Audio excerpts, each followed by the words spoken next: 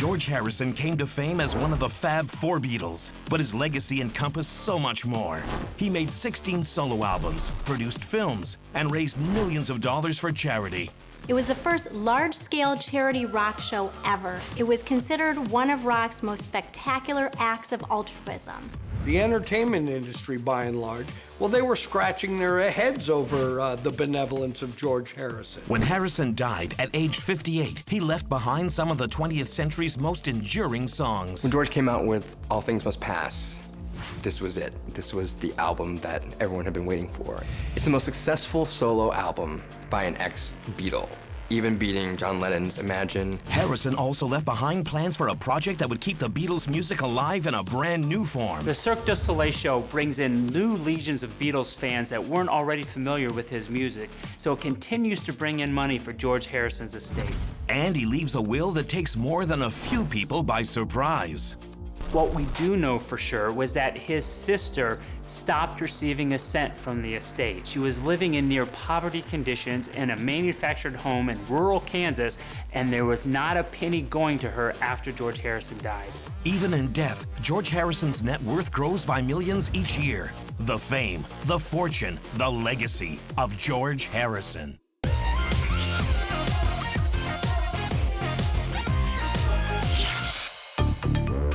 A gifted musician and songwriter who brought spirituality and Eastern sounds to pop music, George Harrison was also a philanthropist who raised tens of millions of dollars for famine relief, and a spiritual seeker who wanted to make the world a better place. Harrison was an artist who was constantly evolving. He produced records, films, movie soundtracks, and he worked with artists like Ravi Shankar, Bob Dylan, Monty Python, and even Madonna. I think it's good to have diversity. I think I'll always be mainly a musician. Harrison took his and the Beatles' music to new creative heights when he teamed with Cirque du Soleil, setting in motion Love, a hugely successful musical and acrobatic extravaganza in Las Vegas. George Harrison, musician, philanthropist, artist, and producer. This is the story of all that he left behind. February 25th, 1943. George Harrison is the youngest of 4 children, born into a working-class family in Liverpool, England. He has 3 older siblings, Louise, Harry, and Peter. Harrison's father is a bus conductor, and his mother a shop assistant and music lover, known for her loud singing voice. It's said that while pregnant with Harrison, his mother listens to the weekly Radio India broadcast. Years later, Eastern culture and sounds, especially the sitar, will have a big influence on Harrison and his music. Harrison inherits his mother's love of music. He's inspired to take up guitar after hearing his father play Waiting for a Train by country singer Jimmie Rodgers. So George Harrison riding his bike one day and he hears Heartbreak Hotel by Elvis, and he freaks out because it's something that he's never heard before. It's a sound that really electrifies him, and he knows at that moment he wants to start making music like that. When Harrison is 11, he gains acceptance to the prestigious Liverpool Institute for Boys. But he is uninspired by his teachers and more inspired by music. He often sits at the back of the class, sketching guitars in his school books. In woodworking class, he even builds a guitar. On the bus to school, he meets Paul McCartney, and the two bond over their shared love of music. At age 14, he forms a short-lived group, the Rebels, with his brother Peter and a friend, Arthur Kelly. They earn 10 shillings, the equivalent of $1.40 for their first gig. In the meantime, Paul McCartney joins John Lennon's band, the Quarrymen. Harrison auditions, but Lennon worries he's too young. Harrison socializes with the group, filling in on guitar as needed. And by the time he turns 15, they accept him as a band member. Harrison leaves school at 16 and works for several months as an apprentice electrician, but his heart is set on a music career. Over the next 3 years, the Quarrymen build their reputation by playing clubs in Liverpool and Hamburg. After a few band name changes, they settle on the Beatles, as Ringo Starr becomes their new drummer. Their first big break comes in December 1961. When young entrepreneur Brian Epstein becomes the band's manager, polishes their image, and scores a recording contract with EMI's Parlophone label for 2 double-sided singles. Though the Beatles are excited about what Epstein can do for them, they aren't so excited about the management contract he offers. In retrospect, it's a horrible contract, but the fact that they became millionaires even from this contract tells you what a phenomena they were. They were each making 18.7% of 1 penny on the albums they sold, and their agent was making 25%.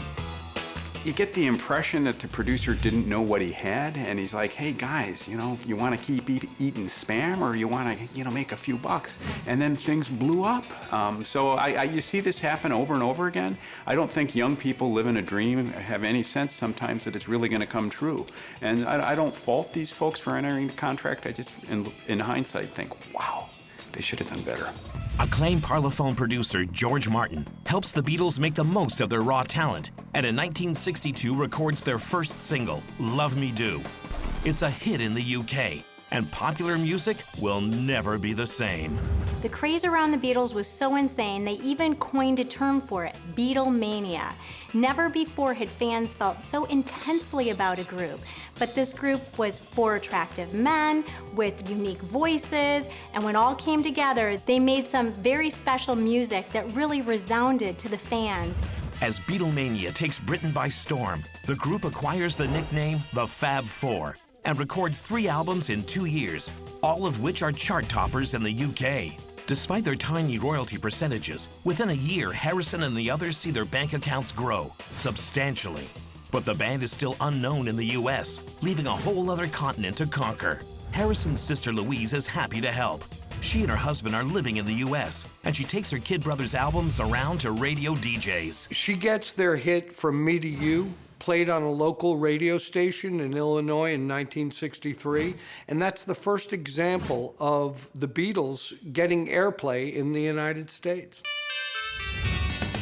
That fall, Harrison visits Louise and enjoys the freedom of walking the streets unrecognized. He even jams with a local band, getting introduced as the Elvis of England. And that might be the last time he could ever remain anonymous. 5 months later, in February 1964, Harrison returns to the US with the Beatles to appear on TV's Ed Sullivan Show. The Beatles blew Ed Sullivan away and changed the world. Nothing was the same on Sundays after they got on stage, and I think even Ed Sullivan was blown away. I don't think he realized that he opened the door to a new era in American pop culture, but he basically said to the Beatles and to the United States, this is the future, farewell folks. They changed everything. The Beatles are now set to conquer the US. And they aren't just reinventing music, they're influencing fashion and pop culture. The merchandising potential for these artists is something I don't think the artists ever really appreciate at the time. And you see a lot of fights coming at the periphery, especially in the wake of their death, controlling merchandising going forward. But the Beatles' look became very important. You know, a sort of modish, foppish. We're gonna so long to Daddy's 3-piece suit, and let's get rid of the linen and move to something a little more exotic. I can't say they were the initial flower children, but let's just say they fertilized the flower fields, and after them, nothing was the same. It's estimated American teenagers alone spent $50 million on Beatles paraphernalia in 1965, but only a small fraction of the profits reach Harrison's pockets. Brian Epstein had outsourced merchandising and inked a lousy contract for the band. You know, apparently Mr. Epstein cut a deal for 10% of the merchandising rights at a time when Elvis was getting far more. And you would think that he would do his due diligence and say, well, you know, what are we getting at the cutting edge of the market? But again, with becoming millionaires off of, you know, the 20th of a penny, you get the impression that he just was ill-equipped. There was this avalanche of cash. You know, you look at the films of the Beatles getting out of a bus, nearly getting mobbed. Not nearly getting mobbed, getting mobbed. I think Epstein just couldn't handle it all. The floodgates opened and he said, hey, 10% of infinity is plenty. So could he have done better? Yeah, but I think the Beatles did pretty well for themselves, so I'm not gonna fault Mr. Epstein too much. In the UK, managers didn't realize that there was this huge merchandising market. For Elvis Presley, merchandising brought in over $20 million. When Epstein found out about this, he was very embarrassed, very upset. He tried to hide it from the Beatles until he could renegotiate. Harrison and the Beatles lose an estimated $100 million in potential income. But their fortune is yet to come, as the Fab Four do their best to handle their incredible fame. After 1 million birthday cards came to his home to celebrate his 21st birthday, Harrison realizes just how big his own celebrity is. Come. I don't really fancy 21. I much rather like 20, you know, it's sort of a nice round figure and all that. Later that year, the Beatles sign a 3-movie deal with United Artists. So the Beatles end up signing a 3-movie deal, and a lot of people thought, oh, they want to get into acting now? No, they were really thinking, this is a vehicle for us to showcase our personalities and to spotlight our music. So essentially, they were the first people to really see the power of the music video.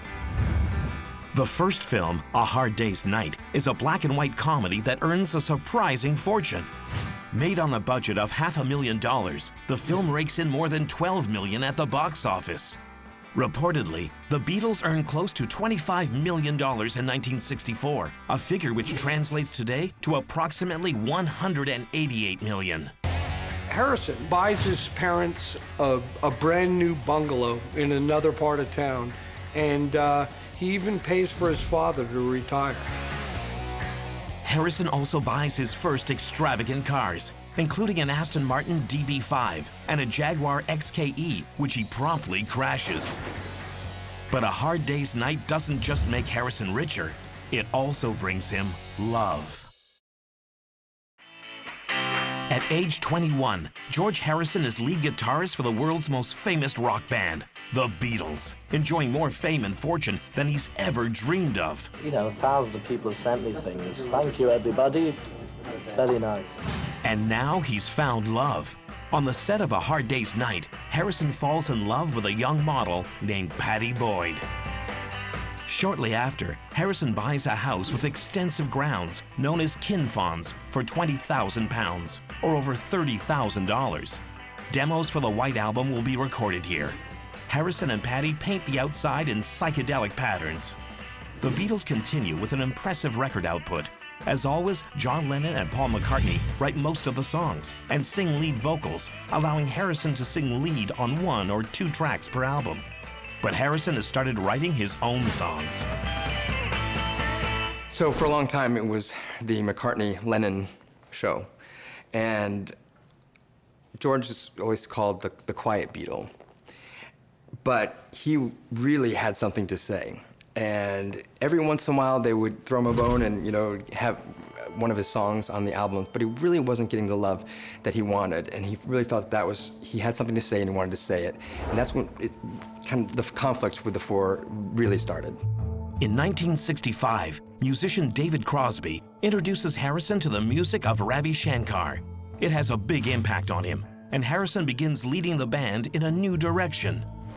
And it really becomes the beginning of an emotional, physical, political, religious journey for George. And he really dives into Indian music, specifically the sitar. So it's the first time that a Western musician incorporates the sitar into a pop song, and people really took note. By 1966, Harrison is disenchanted with touring. He hates the crowds and is beginning to feel uncomfortable and vulnerable to fans. He experiments with marijuana and LSD in a search for mind expansion and higher truths. But drugs don't help him achieve peace of mind or the spiritual awareness he seeks, and so he turns to meditation. As a way of moving on from drug experimentation, Harrison moves on to Hinduism via his relationship with his mentor, Ravi Shankar. Harrison says that Ravi Shankar was the first person that ever really truly impressed him. He embodies something greater than fame and wealth. It was more like he was projecting that life has a higher purpose. Shankar becomes his spiritual guide, and Harrison, for the rest of his life, continues to be a seeker. Around this time, Harrison writes to his family, stating that it's not just fame he's capable of achieving. But now I know I can reach the real top of what man can achieve, which is self-realization. The Beatles stopped touring in 1966, but continued to record, turning out at least one album and a handful of singles each year. The Beatles' album Revolver includes 3 of Harrison's compositions. In 1966, George was vindicated, finally, as far as his songwriting goes, because they were just getting ready to release Revolver, the album, and the #1 track on there was Taxman that he had written. And it was that moment where people really stood up and take notice of him as a songwriter and started to see him as that solo artist. Taxman, inspired by the fact that the government is claiming a substantial portion of the band's income, is one classic. But he was outraged. The government was taking 95% at that top marginal tax rate. 1 nickel for him and 19 for the government. He wondered what was it all about. George Harrison felt like he was getting raped from, I guess, the Union Jack. I don't know who the British equivalent of Uncle Sam is. And he sang about it. I'm glad he did. We should be singing that song still. In the summer of 1967, Beatles manager Brian Epstein dies of an accidental overdose of sleeping pills. 6 months later, the musicians launch Apple Corps Limited, informally known simply as Apple, as their multimedia corporation. The chief division is Apple Records. The 4 Beatles were paying outrageous amounts in taxes that were due at the time because of how much money they were earning. So they were desperate for a tax shelter to be able to keep their money more in their own pockets. There was also Apple Films, Apple Publishing, Apple Retail, and even Apple Electronics. The 4 Beatles shared equally in all profits and losses from their Apple organizations. Harrison is now spending time in India, practicing meditation and chanting Hare Krishna. In 1968, Harrison takes the band members and their partners to study with Maharishi Mahesh Yogi in Wales and India. But the spiritual guru ultimately can't bring peace to the foursome's fraying relationship. By late 1968, tensions among band members are running high. Harrison is coming into his own as a songwriter and is increasingly prolific, yet only 2 or 3 of his songs continue to make it onto each Beatles album. His frustration fuels a desire to separate from the band, and he begins recording and releasing solo albums. Do you think that in the new year that you're going to be going your own ways instead of being in a group? No. No? No, George, definitely not. What about another word? At this point, there was a lot of infighting and power struggles. And Paul was kind of the old school where I'll write songs, you write songs, but we're not writing them together. And George really wanted this to be a collaborative effort because he really felt like coming together would create beautiful things that just an individual couldn't. And that's where you really start seeing that tension between the two, which was basically the demise of the Beatles. By 1970, the Beatles have released 13 studio albums in 8 years and set a world record for music sales. But relationships are strained, and the band breaks up.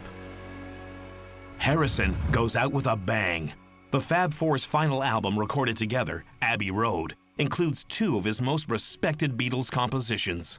George's greatest success as a songwriter within the Beatles was when Abbey Road came out and had 2 of his most iconic songs, Here Comes the Sun and Something. And then all of a sudden Frank Sinatra decides to cover Something, and he calls it the greatest love song of the last 50 years. That's not too bad a compliment.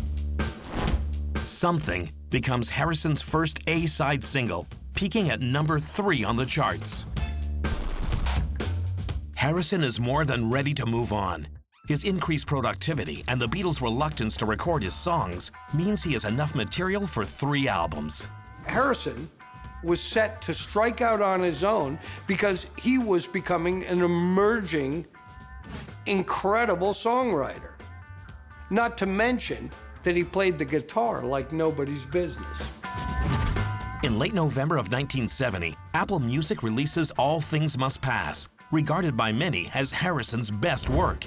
It tops the charts on both sides of the Atlantic. When George came out with All Things Must Pass, this was it. This was the album that everyone had been waiting for. And it was a critical success.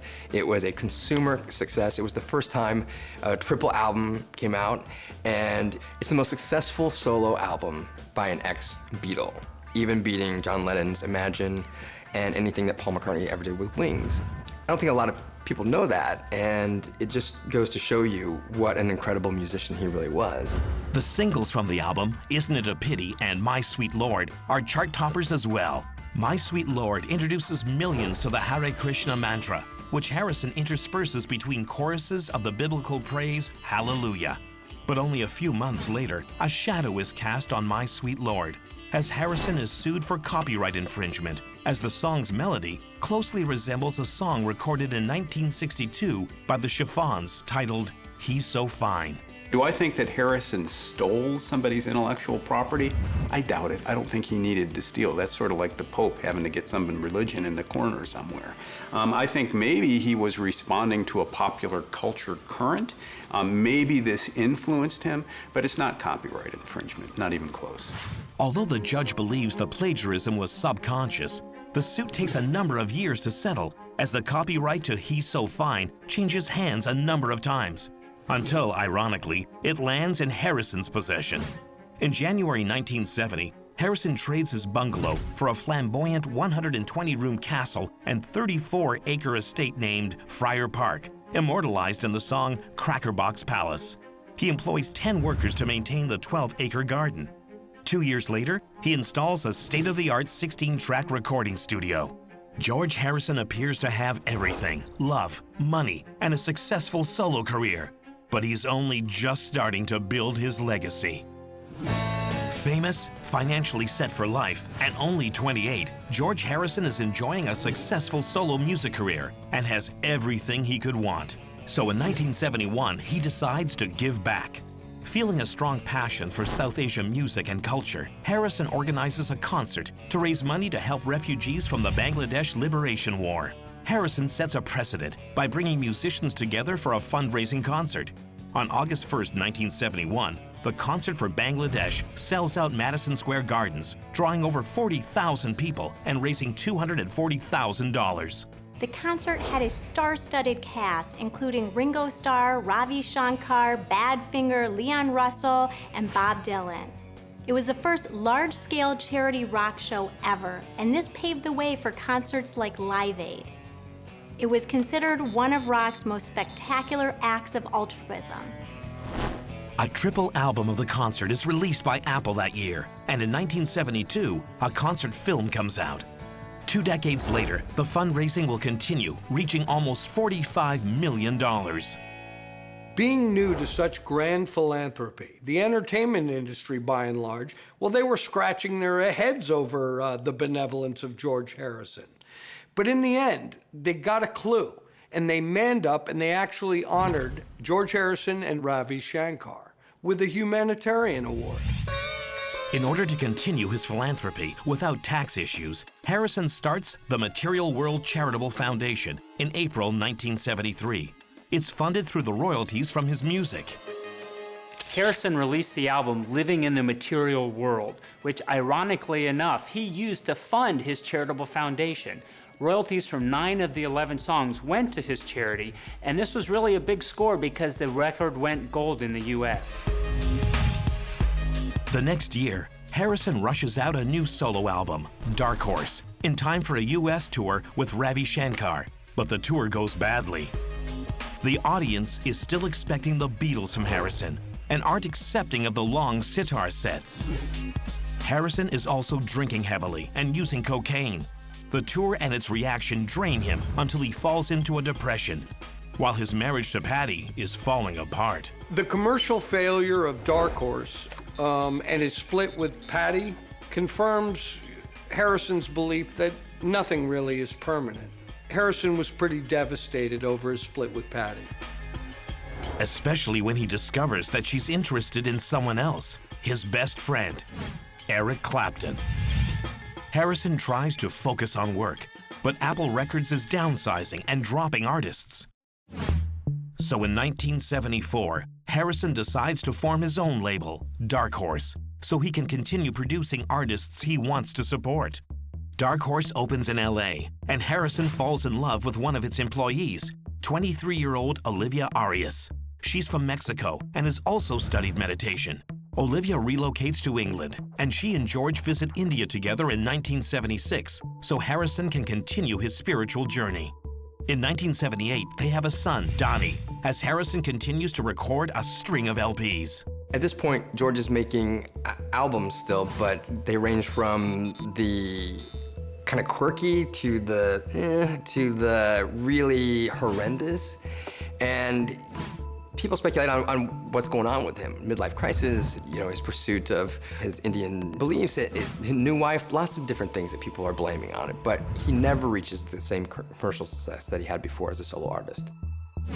But Harrison is a very involved father and is enjoying his life as a kind of bohemian squire. He invests in a McLaren F1 car, one of only 100 made, and becomes a passionate and obsessive gardener. That same year, Harrison turns to film production as a hobby and winds up creating a film company, Handmade Films, with former business manager Dennis O'Brien. It seems to be the case that people who've been known success in one area of life sometimes assume that they have the Midas touch. I'm a successful singer, well, of course, and songwriter, of course I can produce movies, and maybe I can also do a fast food franchise too, and maybe I should run for Congress. We go through a load of scripts that we have, just like anybody else does, really. We have a number of people who read them, and then we decide which ones are the most suitable for our company. The first film that Harrison and Handmade Films put support behind is Monty Python's Life of Brian in 1979. The notion that he had to put up his house to fund Life of Brian will become an anecdote that I won't be able to tell enough. I mean, that film is sort of offbeat. You love Monty Python, taking a sort of ironic, satirical view of things we hold dear. And George Harrison, in his incarnation as a movie producer or director, floats his own money to make sure the film is produced. You gotta love him for that. But Harrison's world is shaken in December 1980, when former Beatle John Lennon is assassinated. Devastated and frightened, the already private rock star becomes even more private. But following the success of Life of Brian, Handmade Films goes on to produce 23 films in 10 years, including many of Britain's most influential pictures. Harrison's hobby is paying off. He buys 2 more homes, a 63-acre property in Maui, and a South Pacific-style hillside retreat on Australia's Hamilton Island, near the Great Barrier Reef. At this point in time, he also starts to support his sister Louise, giving her $2,000 a month to help her out.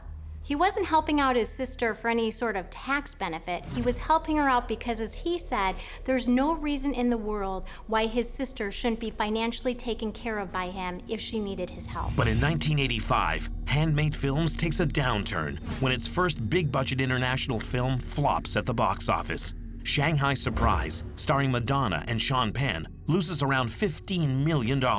Further box office bombs cause Harrison to sever his links with the company after being advised that if he carries on like this, he'll be bankrupt. But his partner, Dennis O'Brien, refuses to cover his half of the company's losses. At or about the time that Harrison's filmmaking ventures were going south, he learned his business manager, Mr. O'Brien, Dennis O'Brien, had apparently mishandled funds of his, and that there was about $20 million unaccounted for. Harrison perhaps took his eye off the ball, and as with so many busy people, he had to decide who to trust, and perhaps mistrusted Mr. O'Brien. It's unclear whether there was malfeasance or there was inattention to detail or anything more going on, but about $20 million evaporated. And on inspection, it looked as though O'Brien had created a series of companies known as offshore companies, companies located in more favorable tax jurisdictions, and the suspicion is that he created these in order to make it look as though the money were being used for legitimate purposes, but to hide improvident losses, perhaps bad investments. I don't think anybody has come forward to make a claim that there was misappropriation, and I want to be clear about that. The litigation ended with a court order that his manager pay him $11 million. But before the money can be paid out, O'Brien files for bankruptcy. Harrison will never receive the settlement.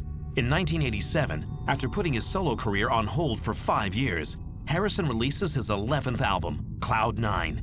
It goes platinum, but Harrison needs an original B-side for the EP release of the album's single, This Is Love. George was working on an EP for his single of his latest album, and he needed a B-side. So what else are you gonna do but, call Bob Dylan, see if you can borrow his garage, and get Tom Petty and Jeff Lynne and Roy Orbison together and create, have a jam session and create a song.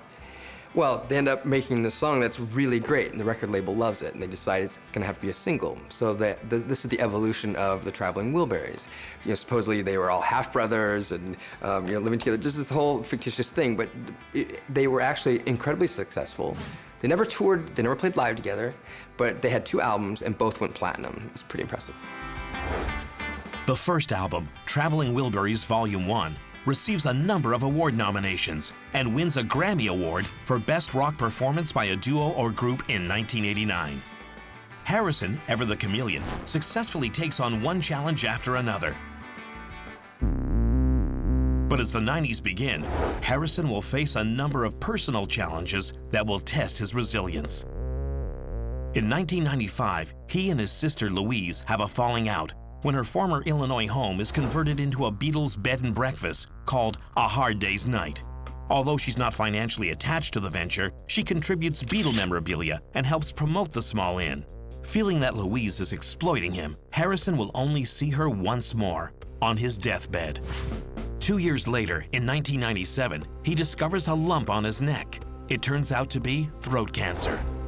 Surgery and radiation treatments send it into remission, but 2 years later, Harrison needs surgery again for new tumors in his throat. While he's recovering at home, a terrifying incident occurs. An escaped psychiatric patient and heroin addict breaks into Friar Park and actually tries to kill George Harrison. The madman stabs Harrison and punctures his lung, and Olivia steps in, intervenes, and beats down his attacker. Although neither Harrison nor Olivia's wounds are threatening, the couple is deeply traumatized by the incident and decide to heighten security around their home. You can only imagine what was going through Harrison's mind at this time, especially after what had happened to John Lennon. So he turned his 34-acre property into a security compound with razor wires, video cameras everywhere, a high perimeter fence, and even moving spotlights to spot intruders. But all the security in the world won't prevent a familiar intruder from returning to George Harrison's life, as the cancer comes back with a vengeance, and Harrison is diagnosed with a brain tumor.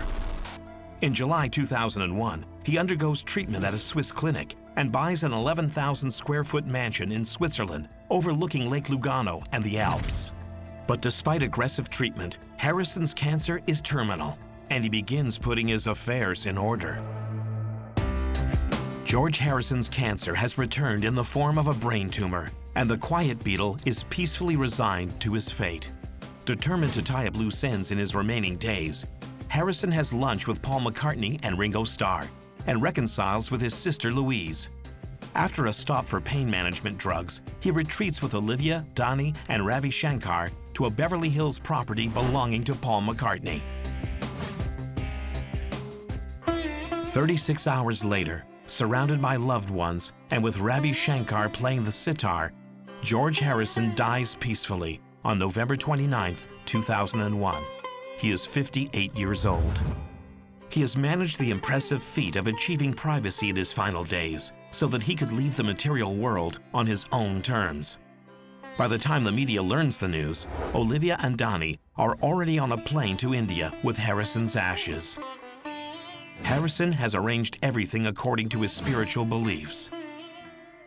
As the world is just beginning to mourn the death of George Harrison, Olivia and Donnie are immersing the urn containing his ashes in a holy part of the Ganges River. It's one of Harrison's final requests and symbolizes the soul's journey toward eternal consciousness. When news reaches England, fans lay flowers at Harrison's statue in Liverpool, outside the Abbey Road studios in London, and at his Friar Park home.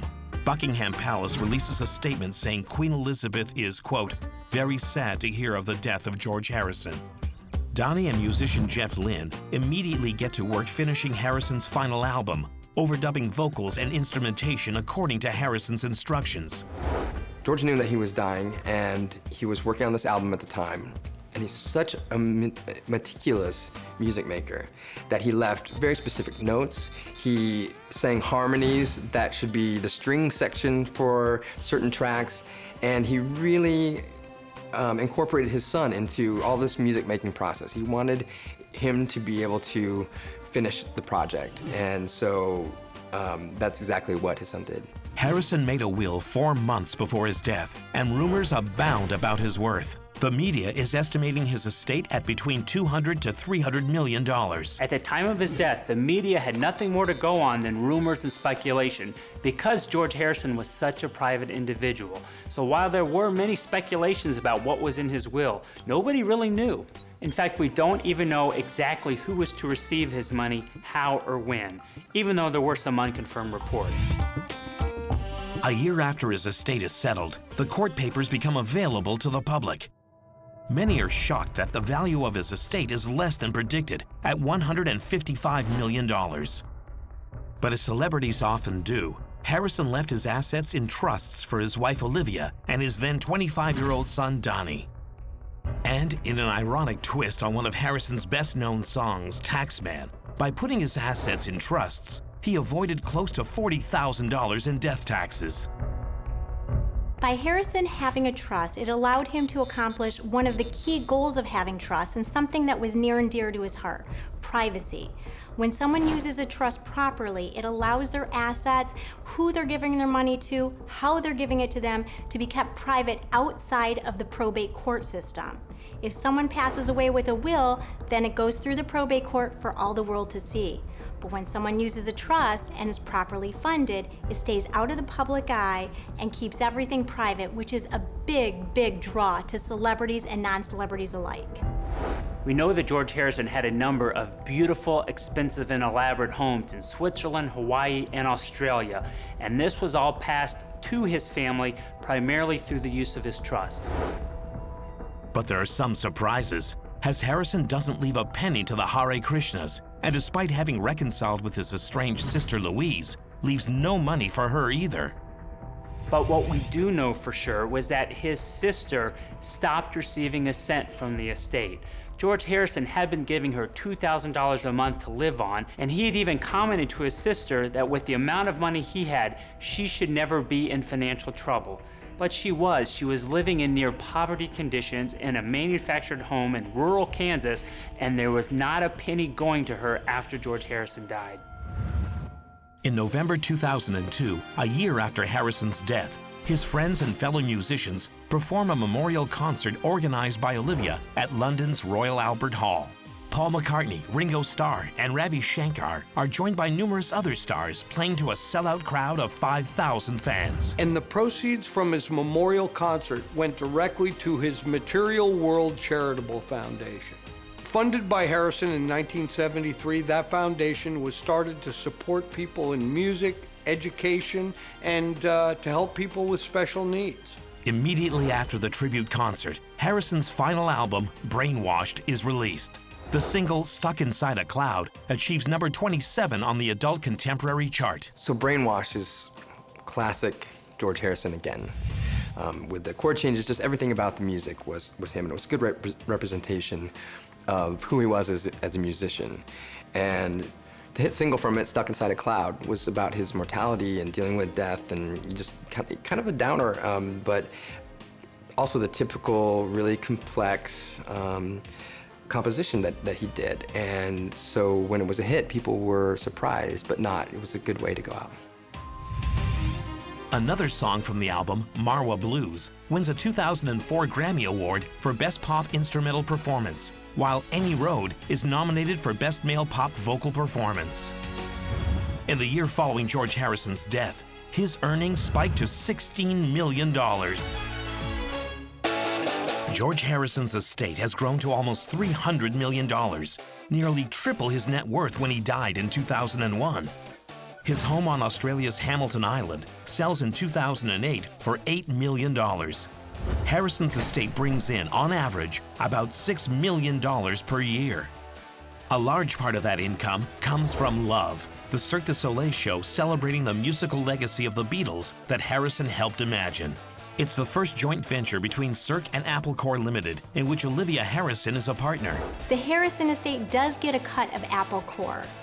In fact, his wife Olivia was appointed to the board of 5 different organizations before Harrison passed away, one of which was Apple Corps, and she's overseeing 25% of Apple Corps at this point in time. The Las Vegas-based Beatles-inspired show pieces together more than 120 Beatles songs, and is an instant sensation. The Cirque du Soleil show brings in new legions of Beatles fans that weren't already familiar with his music, and of course reinforces the nostalgia and love of the Beatles that most of the rest of us already had as well. So it continues to bring in money for George Harrison's estate. Since 2006, Love plays 10 shows a week, while the soundtrack wins 2 Grammy Awards and continues to sell over 1 million copies per year. Harrison's musical legacy lives on in his son Donnie, who finishes Harrison's last solo album. And not only, does he have the musicianship of his father, but if you hear them singing, they sound exactly alike. It's almost eerie, but it's the legacy. Donnie marries his longtime girlfriend, Solo Karadotir. He is reported to have a net worth of $275 million, has a degree in physics and industrial design, and abandoned a career in the aerodynamics industry to become a full-time musician and songwriter. His enthusiasm for new technology also helps create the hugely popular video game, The Beatles Rock Band. Harrison's sister Louise again gets involved with her brother's legacy as she launches a traveling Beatles show called Liverpool Legends: The Complete Beatles Experience. It's narrated by Louise and is both a concert and theatrical performance. They are said to be the best Beatles cover band. She says the reason that they are is that when she was picking them, she picked the guys who she knew George would pick. And Rolling Stone magazine ranks George Harrison as number 11 in the greatest guitarists of all time. He was also inducted separately from the Beatles into the Rock and Roll Hall of Fame as a solo performer. Harrison's passion for gardening is immortalized in a public memorial garden dedicated to him at the Hare Krishna Bhaktivedanta Manor Estate. Olivia continues to keep her husband's legacy of philanthropy and love alive through various charities. The Concert for Bangladesh was remastered and re-released in 2005. Sales of the album and DVD continue to help and go to the George Harrison UNICEF Fund. He's almost a refreshing standout by what we see what happens with other celebrities who crash and burn in their own success. You get the sense that he struggled to retain a moral compass, that he tried to do the right thing. He didn't always succeed. I think he got too much too soon and was overwhelmed by his success. But let's face it, who wouldn't be? There'll never be another group like the Beatles. In 2011, Olivia co-produces the documentary film George Harrison, Living in the Material World, directed by Martin Scorsese. I wanted to get beyond all the, what you say, expectations were, or old stories, or what we think we know of a group of people that were so powerfully bound together. George Harrison was known as the Quiet Beatle, but reportedly that was because when they came over to the United States for the first time, he had strep throat and had trouble speaking to the media. But certainly by the end of his life, it was very true because he valued quiet, solitude, and privacy above almost anything else. And his estate has really followed suit because it has been handled with privacy and without a lot of hoopla that we see on a lot of other celebrity estates.